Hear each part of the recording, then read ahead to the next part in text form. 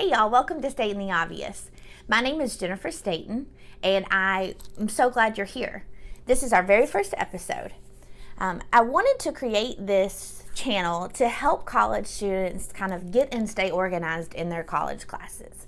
I'm an English instructor at a local community college just north of Atlanta, Georgia, and I was hoping that these little tricks and tips that I can share with you will help you become a better college student and at least keep you from getting super overwhelmed. For today, the very first episode, I wanted to talk about how to get started at the beginning of the semester. What can you do to ease that, oh my goodness, I have all these expectations, how do I manage this? Something that I've learned over time, the quickest way for a student to get overwhelmed is to not know what they're doing. What are your expectations? What are my professor's expectations? What am I getting myself into here? So my recommendation is, first thing, that very first day of the semester when you have access in your learning management system to all of your course syllabi, print those out. I've done that with my daughter, who's a dual enrollment student. I've printed all 4 of her schedules out. And so what I did with her to get her organized was set her down and created a master schedule. I'd like to show you a clip of that master schedule. So the way we created this was basically we wanted to create an overall master checklist of her life for the next 15, 16 weeks. And if you say it like that, 15, 16 weeks, that's very overwhelming. But what we wanted to do was make it not so overwhelming. So I wanted to create a schedule where she could sit down on a Monday and say, okay, these are my expectations for this week. Let me map out my schedule. And that's exactly what we do. We map out her schedule from beginning to end. She's a busy student, as I'm sure you are. She has extracurriculars. She does a little work with her dad in his real estate office. So it was really important for her to schedule her life out so that she could make time for fun and not to get overwhelmed or not to get depressed or not to get over anxious. So we created this to-do list, if you will, for the entire semester. So when I sat down to do this with her, I asked her which format works best for you. Do you want it in a table, or would you like it in a kind of to-do list check mark situation? So we looked at both, and she really liked the table format better. But I'll also have this to-do list format as well.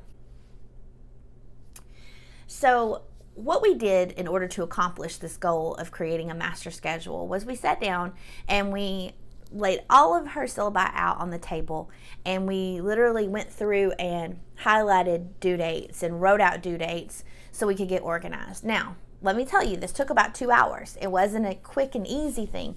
However, it saved her a lot of anxiety and headache throughout the rest of the semester. It will always save her that.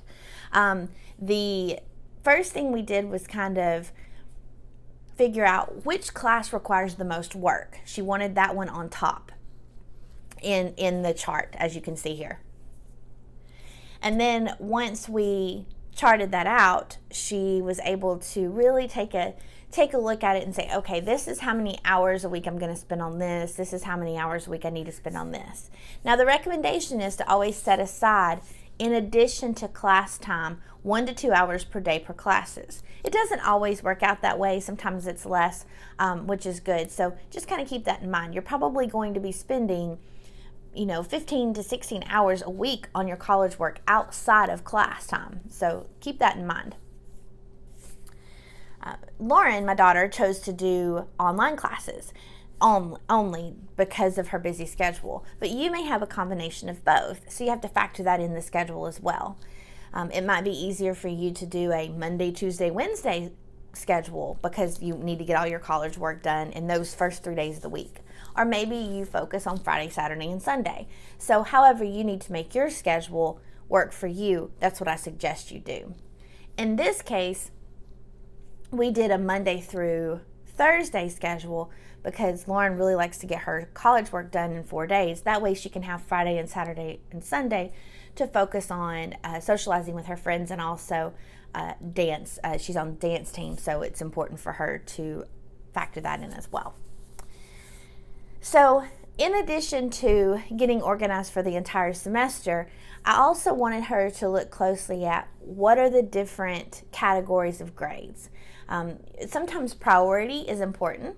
So what we did on the instances where it was a grade that was heavier weighted, like say a midterm or a final or just an exam that counted like 15 to 20% of her entire grade for the course, we put those in bold when we were doing the schedule because it just showed emphasis. And we're like, okay, well, we know that's a really important, so you have to make time this week to study for that or prep for that particular assignment. So all in all, I hope that this kind of idea of combining your syllabi has helped you.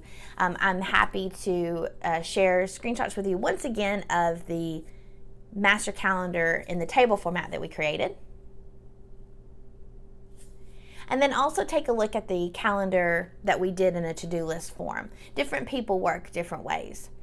I have these templates available for you, so if you'll click the link in the description of the video, it will generate an email and I'll email those right back to you. Thank you so much. Again, my name is Jennifer Staten and this is Stating the Obvious.